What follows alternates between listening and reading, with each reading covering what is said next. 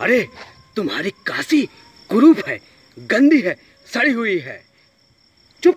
हाँ, काशी तो सौंदर्यता की प्रतीक है।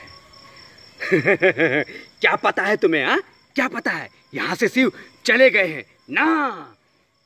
हमने शिव को यहाँ रोका है। क्या शिव को रोका है? हाँ, हमने शिव को यहाँ पे रोका है। मैंने देखा है काशी के उस बेहंगम दृश्य को।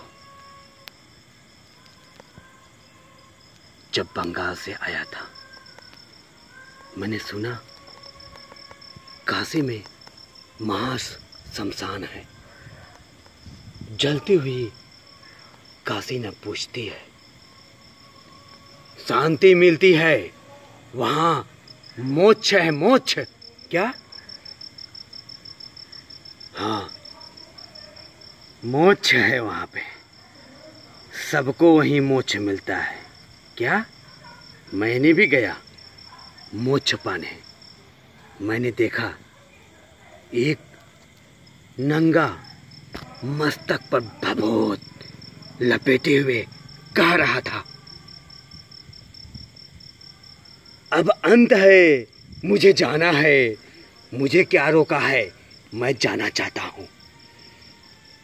जलन हो रही है, बंद करो ये शंख, मत बजाओ ये घंटियां। हर रोज सुबह में क्यों रोक लेते हो? जाने दो मुझे, जाने दो। मुझे, मैं जा रहा हूं यहां से। अरे